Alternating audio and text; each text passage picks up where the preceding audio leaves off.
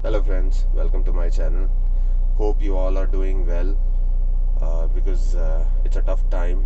We are going through this pandemic. I'm praying to God every day that we get out of it as soon as possible. So I just wanted to share a few things with respect to maintaining your vehicle in a time like this. And before I get into those points, I wanted to share my experience. So I'm not in the city that I live in. I came down to my in-laws' place, which is a city 350 kilometers away from Chennai. As soon as I came in, the lockdown was announced, and I couldn't get back. Now the vehicle was standing on the side of the road for almost like 15 days, and after 15 days, when I tried to switch it on, uh, everything went dead. I mean, even the remote was not working, and it wasn't unlocking or unlocking the car. The only option was to unlock it from the driver's side door. But the unfortunate thing with this vehicle is that when you use the manual key to open or close the door, the central locking system doesn't work. Only this particular door on the driver's side will lock or unlock. The others will remain unlocked. Others will remain unlocked, if at all, if you have unlocked the car, or if you have locked the car, they will remain locked. So that was the most unfortunate thing. And now the thing was, I was in that lockdown period, and I couldn't get help from anyone. So I had to leave the car for almost like 2-3 days like that. Then I got help from one of our friends here who brought his car, and we somehow got the car switched on with a jump start. So thank God and thanks to him. And after that, what I did is I always maintain a schedule. Like in 2 or 3 days, I come in, I switch on the car, I leave the engine on for some time, and if possible, I move the car a bit, and then I park it back again to the same place, and then I have it covered. Oh, that's how the things are moving on right now. So now, getting into the points that you need to remember when you want to maintain a car in a time like this. Always remember to switch it on and leave it idle for at least 10 minutes every second or third day. I know this is a high frequency that I'm talking about. You can do it maybe like once in a week, or maybe twice in a week. That should do. But I just wanted to be on the safer side, so I thought it's better to keep it on rather than having a trouble when it is not getting switched on or turned on. So uh, always follow this method of keeping your vehicle on idle for at least 10 minutes, and make sure all the electronics are turned off, especially with the lights, and even your music system and your air condition. All of this will consume electricity, which is coming from the battery. The battery recharges itself when the vehicle is moving or the engine is turned on, and if at all, if there is no such movement and there is no recharge getting into the battery will drain. And with this car particularly, the batteries are not that great. I'm not blaming anyone. This is a disclaimer, but this is my personal experience. Because almost like a year ago, what happened was, my car completed almost 2 years. I went on a long drive. I came back. I parked the car, and when I tried to turn it on, it was the same situation. It was completely dead. I thought maybe the remote battery has gone down, so I tried replacing that battery, but that didn't work out. So then I had to call the service center. The guys came and they told me that the battery is down and it's gone. It has to be replaced. I said it's only 2 years, but they said no. That's how the battery works. The one which comes along with the car. Now I had no other option, and I had to get that replaced. I paid 4,000 rupees, and they said the warranty is only for a year, and this battery will work only for approximately 2 to 3 years. 3 is the max. So that's how the battery is with this car. So what you need to do is make sure you keep your car turned on idle for some time, and if at all possible, if you can move it, you please go ahead and move the car a little bit. Just go for a small ride, or maybe move it at least for 100 200 meters, and then park it back in the same place, and then you can just leave it as it is for 2 or 3 days. Then again you can repeat the same schedule. Now another thing that you want to check is if you have any rodents near your car, any issues with the rats or any other insects or anything of such. Now I have another experience with it which I wanted to share.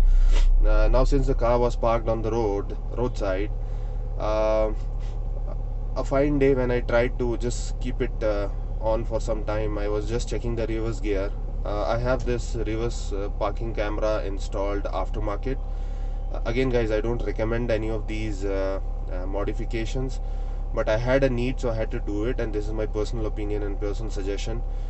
This all depends on your choice, and but if at all if you are going for such thing, make sure that it is well done and done by a technician who is experienced and who knows things and who's not creating any trouble or fiddling around with other wiring of your car or making any unnecessary adjustments. So I got that fixed, and now what happened was, when I tried to slot the reverse gear, I couldn't see any video feed on the monitor here. So I just went back and I checked, and I saw the wires were cut.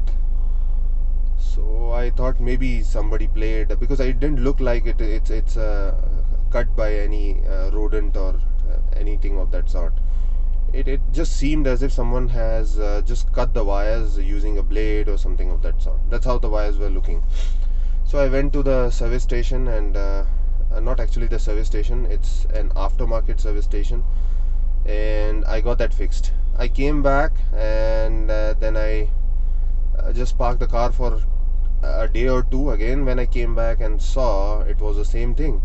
The wires were again cut down, and this time it was cut from two of the sides, and the wire which goes to the reverse light, from there the camera power was coming, and both of those wires were cut down. So now I had no clue why, and I was really upset. Then again I had to get that repaired and fixed, and the guy who did the repairing, the electrician at the car decor, he told me that this is for sure by the rats. So you need to be careful and do one thing: park the car at some other spot, because rats have a behavior of coming back to the same place and doing the same things again and again. I know this is something which I'm not sure of, but that's what I heard from him. So what I did is I did park the car at a different spot, but along with that he also suggested me a spray, a rodent repellent spray. It costed me $450, and he asked me to spray that on the tires and also a bit on the bumper where those wires were running for the parking camera. So I did that, and fortunately after doing so, I haven't got the wires cut down anymore. But I'm not sure if the rodent repellent helped me out here or changing the spot was helpful. I'm not sure of that. But fortunately so far it's going good. So guys, these are few things which you need to remember, and also remember one more thing: if at all your vehicle's service interval has come, make sure that you get it serviced if at all possible. If not, just keep checking the oil levels, the engine oil, which I've already shared in my previous videos, and the coolant, and just the basics. Just see if there are any insects coming into the car, and if at all if you have a rodent problem, just make sure you use either those sprays or park the car on a different place, and then keep it safe. And keep your car covered if you have a cover available, because when it is standing on a roadside or maybe a place where it's like full of dust and too much of vehicles passing by, too many vehicles passing by, then I think it's better to keep the car covered. And I think with that we can take care of the car up to a certain extent. I won't say it can be 100% perfect, but at least it can be in a good position and a good condition to run in the coming days.